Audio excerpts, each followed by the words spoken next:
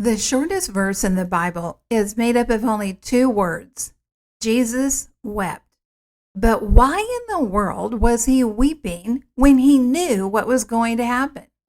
We're going to talk about that today as we dive into the second beatitude. If your desire is to become spiritually stronger, emotionally healthier, and relationally smarter, you're at the right place. Speaker and writer Stephanie Smith inspires and equips you to achieve these three key aims. If you're a parent, you also learn how to raise empowered kids, ready for adulthood. Let's get started. Imagine if you stepped into the leadership position of a new organization. Maybe you are the new CEO that's been brought in after a tumultuous time with the last one who didn't leave exactly of their own accord. Or perhaps you have been brought in as the leader of a new church or school or other kind of organization that is very people-centric. What would you want your opening messages to them to be? Whether those were delivered in person or they were through email or different types of social media, would you begin by saying, hey, I want you to know, all of you here that are in this organization, if you are in grief over the loss of the former leader, or you are in grief because of the bad choices they made, or maybe you are grieving because you really loved that leader and you weren't happy about seeing them go, hey, I just want you to know you are going to just do so well here. That's probably not what you would begin with. And yet, that's really kind of what Jesus begins with when he is addressing the crowds who have come to hear him early in his ministry. As we're looking at this famous and familiar passage of Scripture called the Beatitudes, part of this longer passage known as the Sermon on the Mount, Jesus opens by saying, "Blessed are the poor in spirit." We talked about that last week. And then the second one he says is, "Blessed are those who mourn, for you shall be comforted." What kind of opening is this? I mean, hey, blessed are you if you are poor in spirit. Oh, and then we're not going to jump to like a happy kind of thing. We're going to jump to, oh yes, and blessed are those who mourn, for they shall be comforted. You know, mourning and grieving and sadness and sorrow is something that I don't know that we do terribly well in our culture. We talk a lot about depression, but depression is not the same thing as mourning. A person can be in depression and not be mourning in the sense of loss. There are other reasons that can prompt depression to begin. And a person can be in great mourning, but not be depressed. There's a difference between sadness and depression, and there's a difference between mourning. And so why does Jesus basically open with this statement of blessed are those who mourn? You know, mourning is not something, and grief and loss is not something that we want to focus on a lot, because let's just face it, it isn't fun. It's not enjoyable. It's not exhilarating. It doesn't make us the life of the party. When we are in deep mourning, we are not the person usually that everybody seeks out and invites to their dinners or their lunches or their parties or whatever. There is something very uncomfortable about being a person in mourning. And if we're honest, there can be something incredibly uncomfortable about being around other people who are in stages of grief and mourning and sadness and sorrow. But we deny a significant part of our humanity, and therefore we fail to develop this important part of our humanity when we try to avoid or minimize or run away from mourning. And yet I think if we sat down and if we looked at all of the things that we are probably mourning that we aren't necessarily giving voice to, I think it might kind of startle us. And that's actually something I would encourage you to do. Just sit down with an old-fashioned pen and paper and make a list of all the things that you are finding you are carrying some sort of sadness for in your soul. Because here's the thing, it's not like mourning is this process that we always go through and then, okay, we're done, we're over that, check the box, close the door. That's no longer a part of us. We know from research and things, and there are people who have posited that there are different stages of grief and mourning and loss.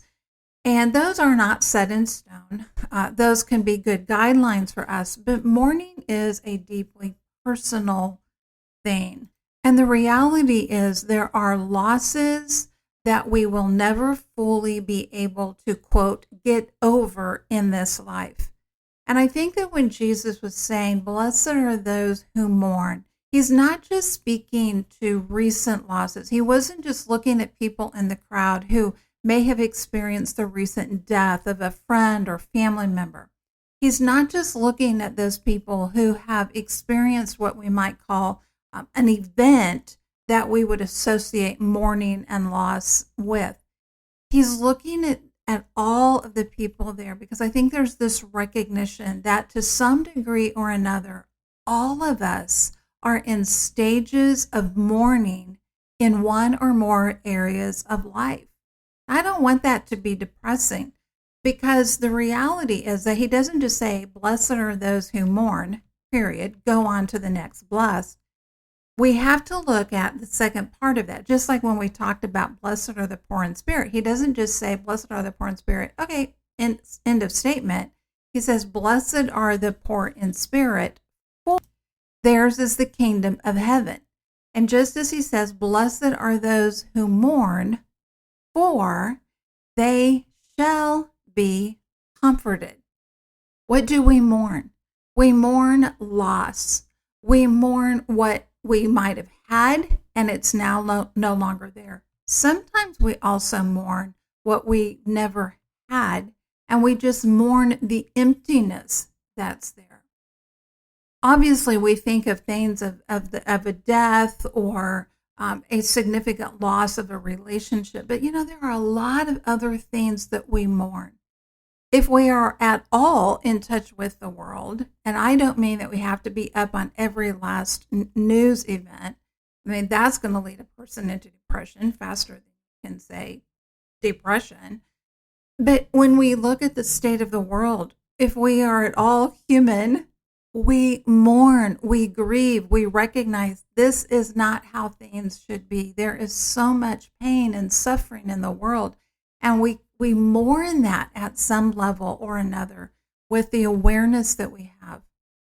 We also can mourn ourselves. We can mourn that we're not yet the person that we want to be.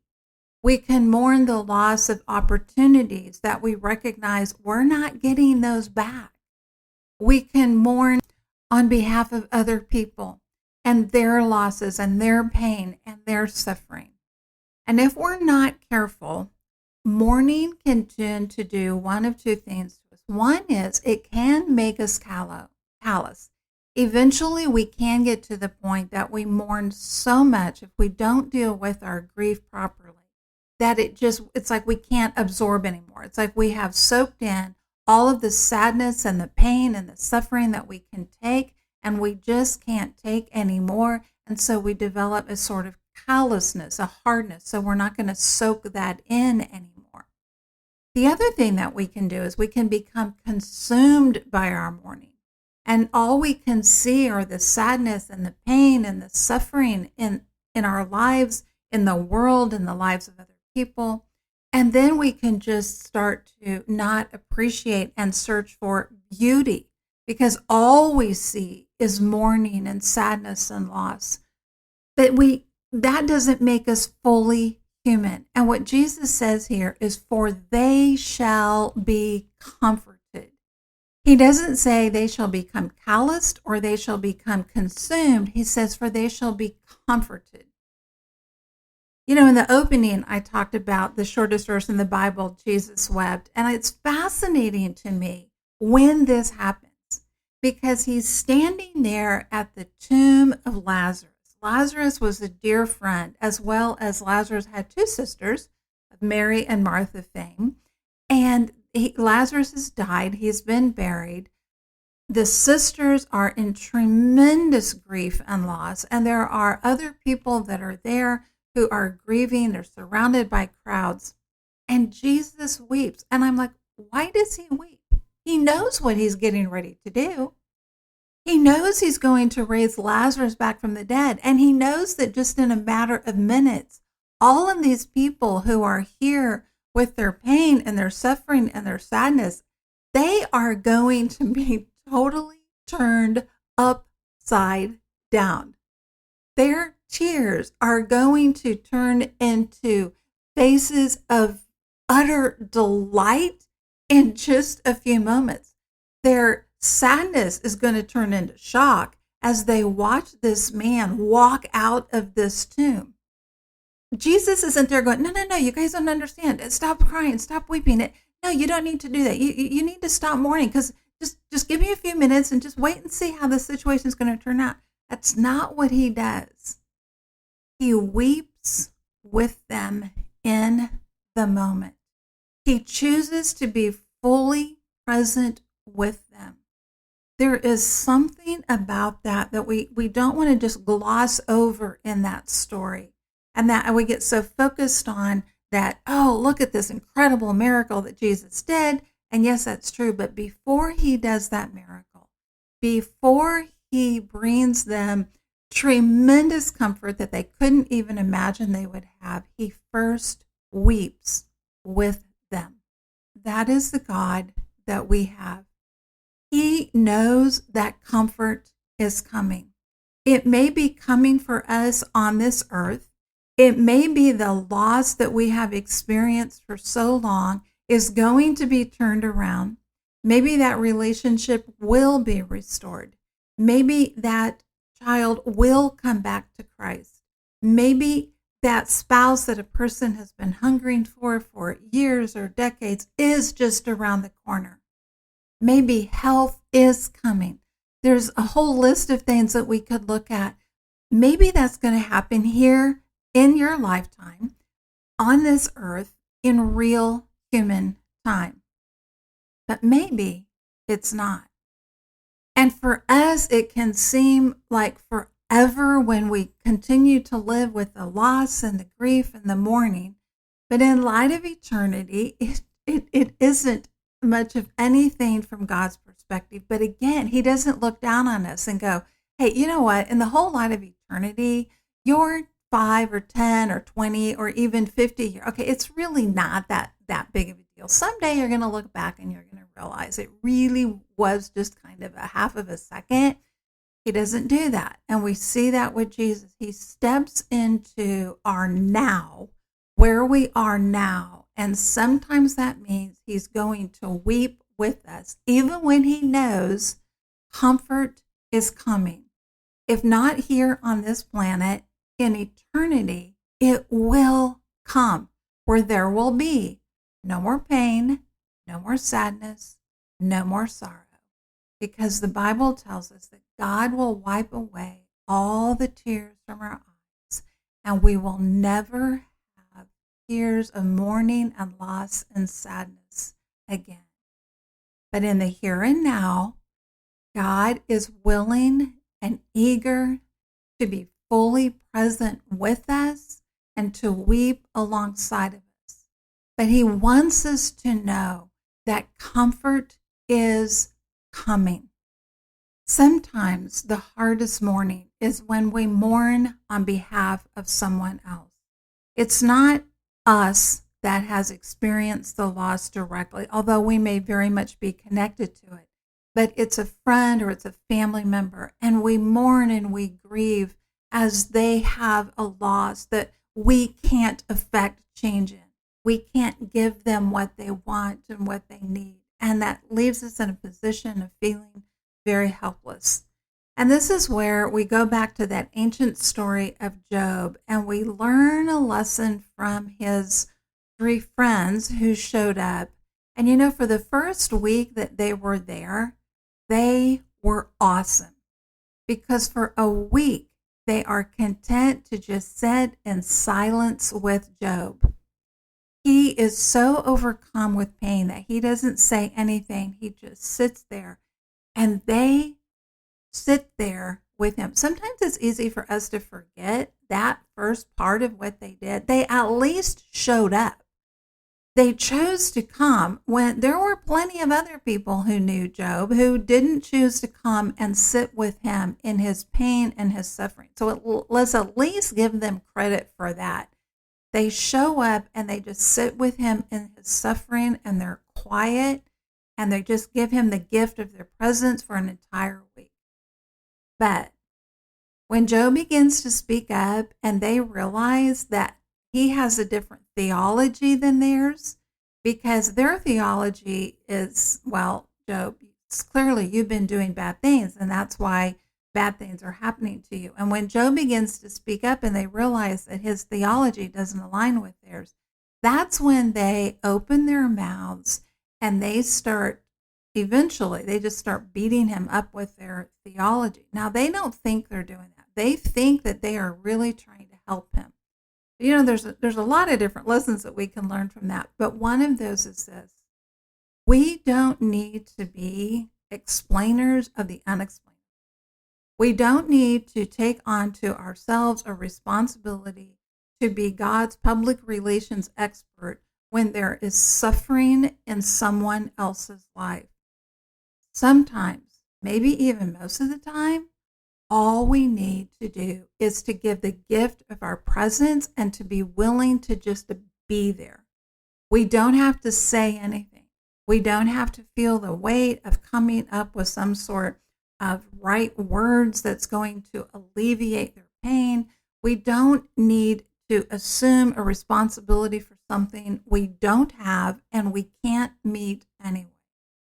The gift of our presence is sometimes all that a person needs. It is to follow the example of Jesus, and he shows up at Lazarus' tomb, and he's there, and he enters fully into that moment, even when he knew that all of that was going to get ready to change. And I think that's a powerful lesson for us, is to be willing to just show up and enter fully into the moment with other people. And then for ourselves, when we are in mourning, to know that God does not despise us. He's not looking at us kind of, tapping his foot, drumming his fingers on the table, going, okay, would you get over it? It's been long enough now. Come on, let's move on. Okay, we're done with this. Okay, let's get back to happy, because, that's really living the abundant life. No, the abundant life is not a happy only life. The abundant life is being fully alive, and it's being fully human. And that includes addressing and living the reality that there is a side of life that is sad and it's sorrowful. And there's mourning that should rightly accompany that. We don't need to feel like we have to guilt trip ourselves or someone else out of their mourning. Now, again, we do want to be mindful that mourning is not the same thing as depression. And we need to have awareness of when we are crossing, or someone else is crossing, that line from a healthy grieving and sorrow and mourning into a life-sucking depression, and to take steps to find ways to deal with that. Again, not in a, okay, get over it kind of a way, but in a, okay, let's walk back to health kind of way. But sometimes walking back to health means embracing our mourning and living with the hope that comfort is coming, whether it's right around the corner, and sometimes that seems absolutely impossible, just as I'm sure it absolutely did with Mary and Martha and all of Lazarus' other friends and relatives, it's like nobody was expecting that he was going to be showing back up for dinner that night when Jesus showed up. I mean, that was impossible, right? But God is capable of doing the impossible, and sometimes he does that. So sometimes walking back to health means walking through that process of mourning, and God may have comfort coming in a way and in a timetable that will absolutely, totally knock our socks off. Or it may be comfort that comes on the other side of eternity. But whatever it is, to know this, that whether you are in mourning because you're just carrying 1,000 little sorrows and sadnesses that maybe have just stockpiled over the years, maybe there is a significant grief and loss in your life right now. Or maybe you are in mourning with someone else or with other people that you do life with. Just know this. God sees you. He's present with you. He's tender-hearted and merciful to you. He's not annoyed or irritated or upset or frustrated or bothered by your mourning. He enters into it with you, and he wants you to know that comfort is coming. All right, my friend, that's going to wrap us up for today. And I want you to remember, you do have an impact that is immeasurable, eternal, and irreplaceable. I'll see you next time. Thank you for listening. Visit the website stephaniepresents.com and sign up for High Impact to join the mission of building spiritually strong, emotionally healthy, and relationally smart women and families. You can also book Stephanie to speak at your event and check out additional resources. Together, we can invite and equip generations to engage fully in God's grand story.